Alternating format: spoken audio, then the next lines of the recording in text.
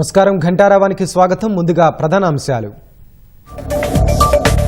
Party మారిన BRS ఎమ్మెల్యేల అనర్హతపై సుప్రీంలో విచారణ. ఈ నెల 10న పాత కొత్త పిటిషన్లను పరిశీలిస్తామన్న ధర్మాసనం. రంగారెడ్డి జిల్లా ఇబ్రహీంపట్నం తహసీల్దార్ కార్యాలయానికి తాళం. భవన నిర్మాణ బిల్లు చెల్లించలేదని గేటు ముందు కాంట్రాక్టర్ నిరసన. వసంత పంచమి వేళ బాసరా వర్గంలో భక్తుల కోలాహలం. అక్షరాభ్యాసాలు, ప్రత్యేక పూజలతో ఆలయాలు కిటకిట.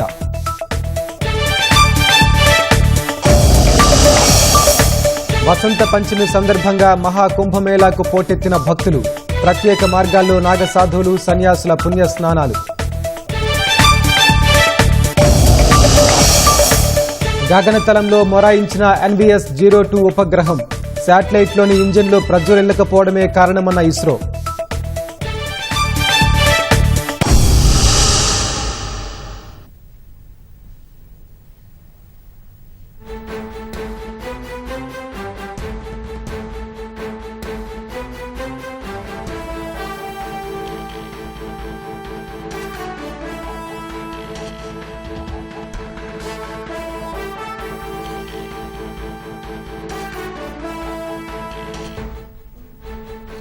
తాజా అంశాన్ని చూస్తున్నాం. పార్టీ మారిన 7 బీఆర్ఎస్ ఎమ్మెల్యేల అనర్హతపై కేటీఆర్ దాఖలు చేసిన పిటిషన్పై సుప్రీంకోర్టులో విచారణ జరిగింది.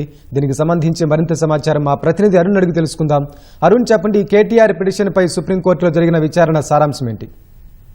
పార్టీ మారినటువంటి ఎమ్మెల్యేల వ్యవహారంలో బీఆర్ఎస్ న్యాయ పోరాటాన్ని కొనసాగిస్తోంది. ఇప్పటికే 4 పిటిషన్లు దాఖలు చేసిన 3 ఎమ్మెల్యేలు, కడియం శ్రీహరి, ఆయనతో పాటు మరో 3 ఎమ్మెల్యేలకు సంబంధించిన హైకోర్టు ఇచ్చినటువంటి తీర్పును సుప్రీంకోర్టులో సవాలు చేసినటువంటి బీఆర్ఎస్ ఆ తర్వాత హైకోర్టు తీర్పును, అనర్హత వ్యవహారంలో హైకోర్టు ఇచ్చినటువంటి తీర్పును అమలు చేయడం లేదు కాబట్టి దాన్ని అమలు చేసేలా దిశానిర్దేశం చేయాలి అంటూ పాడి కౌశిక్ మరో పిటిషన్ దాఖలు చేశారు. ఈ రోజు 7 పార్టీ మారినటువంటి ఎమ్మెల్యేలు, 3 ఎమ్మెల్యేల పైన హైకోర్టు ఇచ్చినటువంటి తీర్పు అమలు చేయలేదని చెప్పి KP వివేకానంద గౌడ్ దాఖలు చేసినటువంటి పిటిషన్ తో పాటు మరో పిటిషన్ 7 ఎమ్మెల్యేలపై అనర్హత వేటు వేసేలా చర్యలు తీసుకోవాలని, పార్టీ మారినటువంటి వారిపై ఎట్టి పరిస్థితుల్లో చర్యలు ఉండాల్సిందే అని చెప్పి కోరుతూ, అందుకు తగిన ఆదేశాలు ఇవ్వాలని కోరుతూ పార్టీ కార్యనిర్వాహక అధ్యక్షుడిగా ఉన్నటువంటి కేటీఆర్ సుప్రీంకోర్టులో పిటిషన్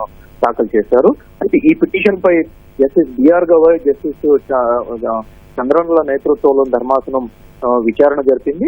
అయితే కేటీఆర్ తరపు న్యాయవాదే దీంతో పాటు గతంలో కూడా ఇదే వ్యవహారం పైన మరికొన్ని పిటిషన్లు దాఖలయ్యాయి, ఆ పిటిషన్లకు 10వ తేదీన విచారణకు వస్తున్నాయని చెప్పి కేటీఆర్ తరపు న్యాయవాదే చెప్పడంతో ఆ పిటిషన్లతో కలిపే ఈ పిటిషన్ కూడా, అంటే కేటీఆర్ దాఖలు చేసినటువంటి పిటిషన్ కూడా విచారణ చేపడతాము అని చెప్పి జస్టిస్ బిఆర్ గవాయ్ నేతృత్వంలో ధర్మాసనం స్పష్టం చేసింది. ఆ పిటిషన్ అన్ని పిటిషన్లు కలిసి 10వ తేదీన విచారణ చేపడతామని స్పష్టం చేసింది. అయితే గతంలో పాడి కౌశిక్ రెడ్డి దాఖలు చేసినటువంటి పిటిషన్ వ్యవహారంలో స్పీకర్ కు సంబంధించి ఇప్పటికే నోటీసులు జారీ చేశారని, దానికి సంబంధించినటువంటి వివరణలు తీసుకోవడము, ఆ తదుపరి చర్యలకు తాము ఉపక్రమించామని స్పీకర్ తరపు న్యాయవాది ముకుల్ రోహ్తగి గత వారం జరిగినటువంటి విచారణ సందర్భంగా కోర్టుకు వెల్లడించారు. ఆ సందర్భంలోనే స్పీకర్ కార్యాలయంతో సంప్రదించి ఎన్ని రోజుల్లో చర్యలు తీసుకుంటారు, ఈ ప్రక్రియ మొత్తం ఎన్ని రోజుల్లో పూర్తి చేస్తారో చెప్పాలి అని చెప్పి వారం రోజులు గడువు విధించారు. సో ఆ నేపథ్యంలోనే ఇప్పుడు తాజాగా కేటీఆర్ పిటిషన్ దాఖలైంది. కేటీఆర్ పిటిషన్ కూడా గతంలో కడియం శ్రీహరి, దానం నాగేందర్ వీళ్లతో పాటు దాఖలైనటువంటి పిటిషన్లకు, దాంతో పాటుగా పాడి కౌశిక్ రెడ్డి దాఖలు చేసినటువంటి పిటిషన్, ఇప్పుడు తాజాగా కేటీఆర్ దాఖలు చేసినటువంటి 4 పిటిషన్లు కలిపి ఒకేసారి వాదనలు వింటాము అని చెప్పి జస్టిస్ బిఆర్ గవాయ్ ధర్మాసనం తేల్చి. వెంకటేష్, ధన్యవాదాలు అరుణ్.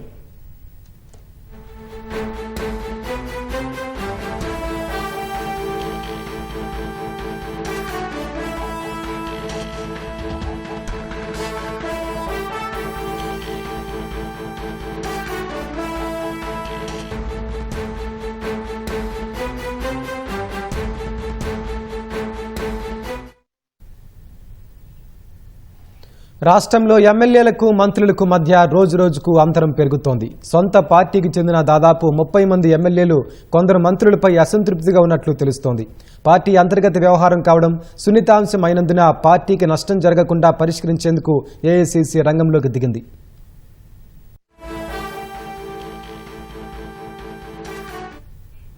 అధికారంలో ఉన్న ప్రజా సమస్యలు పరిష్కరించే పరిస్థితి లేదని కొందరు ఎమ్మెల్యేలు అసంతృప్త గళం వినిపిస్తున్నట్లు తెలుస్తోంది. కొంతకాలంగా శాసనసభ్యులు ఇదే ధోరణిలో ఉన్న సొంత పార్టీపై ఓపిక పట్టినట్లు తెలుస్తోంది. ఈ విషయాన్ని కొందరు ఎమ్మెల్యేలు పీసీసీ అధ్యక్షుడు మహేష్ కుమార్ గౌడ్, సీఎం రేవంత్ రెడ్డి దృష్టికి తీసుకెళ్లినట్లు విశ్వసనీయ వర్గాల సమాచారం. మహబూబ్ నగర్, ఖమ్మం, నల్గొండ, మెదక్, కరీంనగర్, వరంగల్ జిల్లాలకు చెందిన ప్రజాప్రతినిధుల్లో కొందరు మంత్రుల తీరుపై అసంతృప్తి వ్యక్తం చేస్తున్నట్లు తెలుస్తోంది. తామిస్తున్న అర్జీలకు కొందరు అమాత్యులు స్పందించడం లేదనే భావన వారిలో నెలకొంది. 2 రోజుల క్రితం జడ్చర్ల ఎమ్మెల్యే అనిరుద్ రెడ్డి నేతృత్వంలో అసంతృప్త శాసనసభ్యులంతా సమావేశమైనట్లు సమాచారం. ఈ విషయం ఏఐసీసీ దృష్టికి చేరడంతో పార్టీ అధిష్టానం తీవ్రంగా స్పందించినట్లు సమాచారం. ఇదే విషయంపై పార్టీ అధ్యక్షుడు మహేష్ కుమార్ గౌడ్, సీఎం రేవంత్ రెడ్డిలతో ఏఐసీసీ పెద్దలు మాట్లాడినట్లు విశ్వసనీయ వర్గాల ద్వారా తెలుస్తోంది.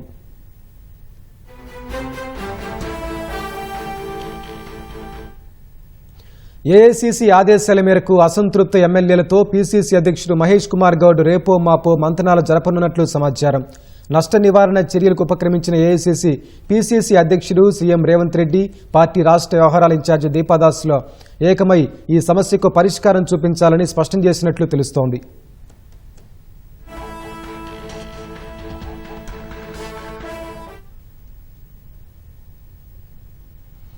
రాష్ట్ర వ్యాప్తంగా వసంత పంచమి వేడుకలు వైభవపేతంగా సాగుతున్నాయి. మెదక్ జిల్లాలో ప్రసిద్ధ పుణ్యక్షేత్రమైన ఏడుపాయల వనదుర్గ భవానీ అమ్మవారు వసంత పంచమి సందర్భంగా సరస్వతీదేవి రూపంలో భక్తులకు దర్శనమిస్తున్నారు.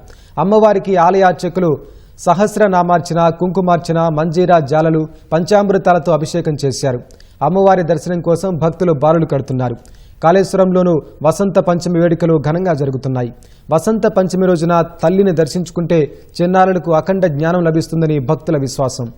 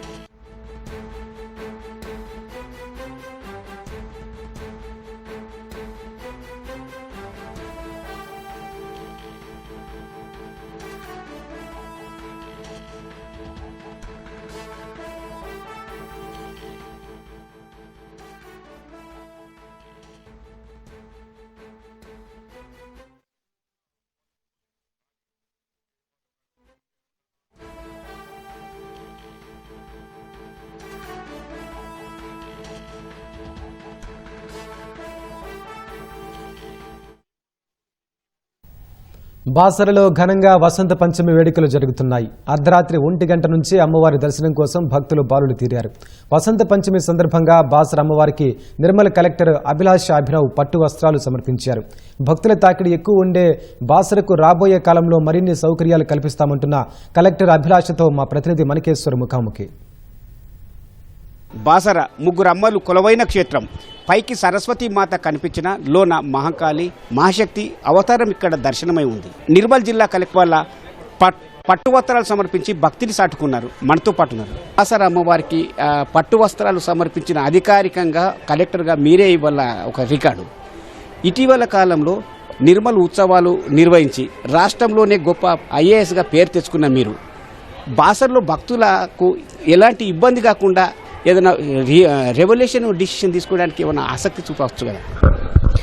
ఇది 2 రోజు వసంత పంచమి ముహూర్తం కాబట్టి నిన్న ఇంకా ఈరోజు చాలా హెవీ రష్ మన చూడడం జరిగింది. దీంట్లో మన ఇక్కడ అడ్మినిస్ట్రేషన్ తరఫు నుంచి అడిషనల్గా క్యూ లైన్స్ కూడా ఏర్పాటు చేయడం జరిగింది.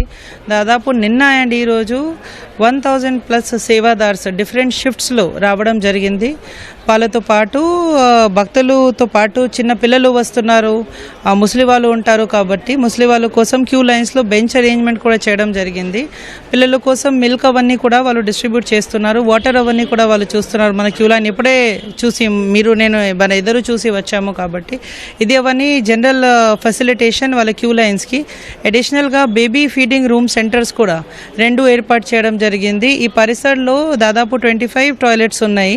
అడిషనల్గా కొన్ని టెంపరీ బయో టాయిలెట్స్ కూడా ఏర్పాటు చేయడం జరిగింది. ఇది గుడి చాలా పాత గుడి యాక్చువల్లీ. అక్షరాభ్యాసం ఒక ప్రాసెస్. సో మామూలుగా ఏమవుతుంది అంటే మామూలుగా ఎవరైనా అమ్మవారి దగ్గర పోయి ముఖం చూసి వెళ్ళిపోతారు. ఇక్కడ ఇది తేడా, వేరే గుడి లాగే ఇది లేదు. ఇక్కడ ఎవరైనా రావాలి అంటే వచ్చినా వాళ్ళు 10-15 మినిట్స్ అక్షరాభ్యాసం చేసి తర్వాత ముఖం చూసి తర్వాత వెళ్ళిపోతారు. సో ఒక్కొక్క గ్రూప్కి కనీసం 10-15 మినిట్స్ డెఫినెట్గా పడుతుంది. సో మన ఫర్దర్గా నెక్స్ట్ ఇయర్ కోసం, ఎందుకంటే ఇప్పుడు ఇది రష్ ఉన్నాయి కాబట్టి నెక్స్ట్ ఇయర్ మన అడిషనల్గా హాల్స్ అదే ఒక ప్లాన్ ఉంది. అది చేస్తేనే ఇంకా బెటర్, ఫాస్ట్గా అవుతుంది. నేను అదే మీరు సమస్యలన్నిటి చూశారు, గ్రౌండ్ లెవెల్లో ఏ ఇబ్బందులు చూశారు. బాసర్లో కూడా ఒక మాస్టర్ ప్లాన్ తీసుకొచ్చి ఒక గొప్ప కల్చర్ని తీసుకొచ్చే ప్రయత్నం మీరు చేయకూడదు అంట. డెఫినెట్గా చేయాలి, చేయకూడదు ఎట్లా అవుతుంది. బాసరాకి ఒక చరిత్ర ఉంది, బాసరాకి ఒక హిస్టరీ ఉంది, నిర్మల్కి ఒక ఇంపార్టెంట్ పార్ట్ బాసరా ఉంది. సో డెఫినెట్గా దీంట్లో కూడా బ్లూ ప్రింట్ స్టడీ చేసి ఇక్కడ అడిషనల్గా ఎక్కడ మన ఇన్ఫ్రాస్ట్రక్చర్ పెంచాలి. డార్మిటరీస్ కావచ్చు, స్టే హౌసెస్ కావచ్చు, గవర్నమెంట్ నుంచి ఇంకా ఫెసిలిటీస్ కావచ్చు, అవన్నీ మీద మన ఇప్పుడు ప్లాన్ కూడా చేస్తున్నాము. అదే మన గవర్నమెంట్ దృష్టికి కూడా తీసుకుపోతున్నాము. అండ్ మన మినిస్టర్ కూడా చాలా యాక్టివ్ ఉన్నారు. మేడం సలహాతోటి కూడా ఇది అవన్నీ జరుగుతుంది. సో డెఫినెట్గా మీకు నెక్స్ట్ ఇయర్ ఇంకా బెటర్ కనపడుతుంది. ఇవాళ పట్టు వస్త్రాలు మీరు సమర్పించారు అధికారికంగా. వాస్తవంగా ఆనవాయితీ అంటే వాస్తవంగా ఆనవాయితీగా ఎండోమెంట్ డిపార్ట్మెంట్ మినిస్టర్ వస్తుంది అంటే దీనికి కూడా ఎమ్మెల్సీ కోడ్ ఉంటుందా? కాదండి, యాక్చువల్లీ ఏమైంది అంటే ఇది అంటే నేను ప్రాసెస్ చెప్తాము. మినిస్టర్ గారు రావాల్సింది అండ్ మేడం ఎలక్షన్ కమిషన్కి రాశారు. మేడంకి పర్మిషన్ కూడా వచ్చింది, కానీ పర్మిషన్ చాలా లేట్ వచ్చింది. ఇది పట్టు వస్త్ర ఒక ముహూర్తం లోపే చేయాలి. సో ఇది పర్మిషన్ లేట్ వల్ల గవర్నమెంట్ నుంచి ఎవరైనా నామినీ ఇక్కడ రాలేకపోయారు కాబట్టి పట్టు వస్త్ర ఖచ్చితంగా ట్రెడిషనల్గా చేయాలి కాబట్టి ఎండోమెంట్స్ డిపార్ట్మెంట్ డిస్ట్రిక్ట్ కలెక్టర్కి నామినీ చేయడం జరిగింది. అండ్ ఇది ఒక నార్మల్ అడ్మినిస్ట్రేటివ్ ప్రాసెస్. మీరు అదృష్టంగా భావిస్తున్నారా? అమ్మవారు ఎట్లా పిలిచారో అట్లాగే వచ్చాము. సో డెఫినెట్గా హ్యాపీ ఉన్నాము. నిర్మల్ కలెక్టర్ అభినవ అభిప్రాయం ఇది. అంటే బాసరలో కొంత ఇబ్బందులు ఉన్నమాట వాస్తవమైన అభిప్రాయం ఆమె నుంచి వ్యక్తమవుతుంది. దానికి అనుగుణంగా వచ్చేసారి ఎలాంటి ఇబ్బంది లేకుండా ప్రభుత్వ దృష్టికి కొంత బ్లూ ప్రింట్ని కూడా చీచిస్తున్నామనే మాట వస్తుంది. మొత్తం మీద బాసరలో భక్తులకు ఎలాంటి ఇబ్బంది తలెత్తకుండా భవిష్యత్తులో కార్యాచరణ ఉంటుందనే మాట కలెక్టర్ నుంచి వినిపిస్తుంది. కెమెరామెన్ కిరణ్తో మణి, ఈటీవీ న్యూస్, ఓటు స్టూడియో. వసంత పంచమిని పురస్కరించుకుని ప్రయాగ్రాజ్లోని మహాకుంభమేళాకు భక్తులు పోటెత్తారు. చివరి అమృత స్నానాన్ని ఆచరించేందుకు దేశంలోని వివిధ ప్రాంతాల నుంచి భక్తులు భారీగా తరలివచ్చారు. చలిని కూడా లెక్క చేయకుండా తెల్లవారుజాము నుంచే భక్తులు పుణ్యస్నానాలు ఆచరిస్తున్నారు. ఉదయం 8 గంటల వరకు దాదాపు 62 లక్షల మంది భక్తులు పుణ్యస్నానాలు ఆచరించినట్లు అధికారులు వెల్లడించారు. మౌని అమావాస్య రోజు జరిగిన తొక్కిసలాట వంటి ఘటనలు పునరావృతం కాకుండా స్వయంగా యూపీ సీఎం యోగి ఆదిత్యనాథ్ తెల్లవారుజామున 3:30 గంటల నుంచే పరిస్థితిని ఎప్పటికప్పుడు సమీక్షిస్తున్నారు.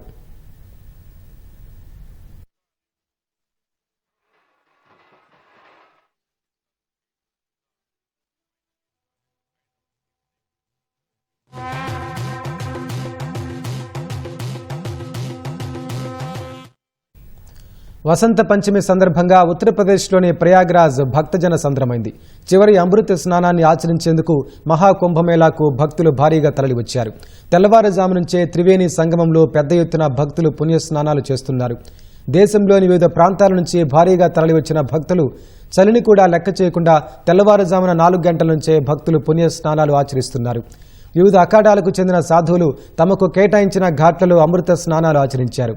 ఉదయం 6 గంటల లోపే కొంతమంది అఖాడాలు అమృత స్నానాలు ఆచరించారు. ఆ సమయంలో హరహర మహాదేవ్ నినాదాలు మారుమోగాయి.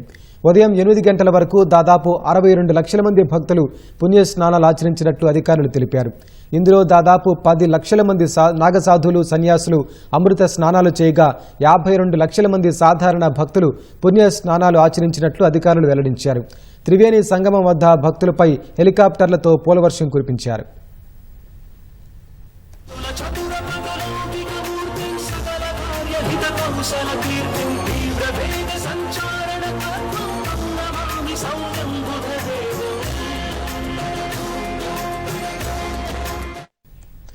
అఖాడాల్లో మొదట శ్రీ పంచాయతీ అఖాడా మహానిర్వాణికి చెందిన నాగ సాధువులు అమృత స్నానం ఆచరించారు. ఆ తర్వాత వివిధ అఖాడాలకు చెందిన సన్యాసులు అమృత స్నానం చేశారు. త్రివేణి సంగమం ప్రాంతానికి చేరుకునే ముందు సన్యాసులు గుర్రాలపై ర్యాలీగా తరలివచ్చారు. వారి మార్గంలోకి సాధారణ భక్తులు చొరబడకుండా ఉండేందుకు పోలీసులు 2 వైపులా బారికేడ్లు ఏర్పాటు చేశారు. అమృత స్నానం ఆచరించే సమయంలో సాధువులు సన్యాసులు హరహర మహాదేవ్ అంటూ నినదిస్తూ శివయ్య నామస్మరణతో ఘాట్లన్నీ మారుమోగాయి.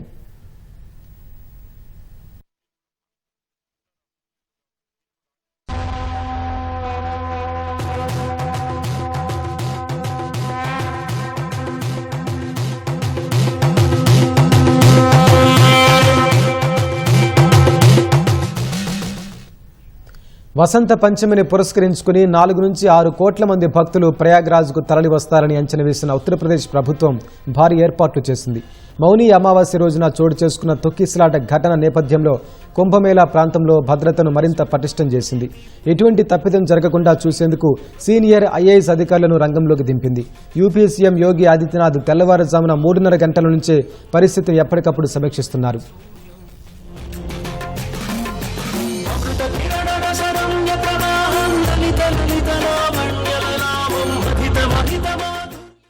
మహాకుంభమేళాలో అమృత స్నాన్ను అత్యంత పవిత్రంగా భావిస్తారు. త్రివేణి సంగమంలో స్నానం చేస్తే పాపాలు పోవటమే కాకుండా మోక్షానికి మార్గం లభిస్తుందని విశ్వసిస్తారు. మొత్తం 3 అమృత స్నానాల్లో ఇప్పటికే 2 ముగిశాయి. వసంత పంచమి సందర్భంగా చివరి సాహి స్నానం జరుగుతోంది. 3 అమృత స్నానాలే కాకుండా మరో 3 ప్రధాన స్నానాలు జరగనున్నాయి. అందులో ఒకటి జనవరి 13 పుష్య పూర్ణిమ స్నానం పూర్తి కాగా ఈ నెల 12న మాఘ పూర్ణిమ, 26న మహాశివరాత్రి పుణ్య స్నానాలు జరగాల్సి ఉంది.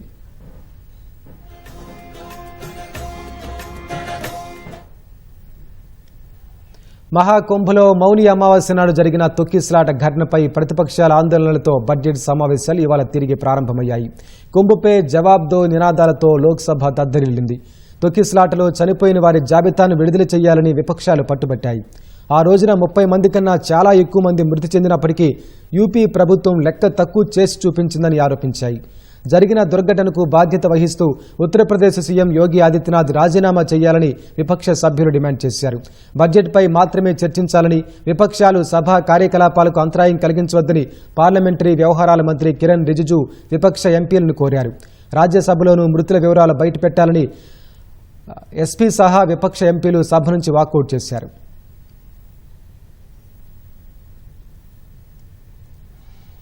గత నెల 29న నింగిలోకి చేరిన NVS-02 ఉపగ్రహాన్ని నిర్దేశిత కక్షలోకి ప్రవేశపెట్టేందుకు ఇస్రో చేసిన ప్రయత్నాలు విఫలమయ్యాయి.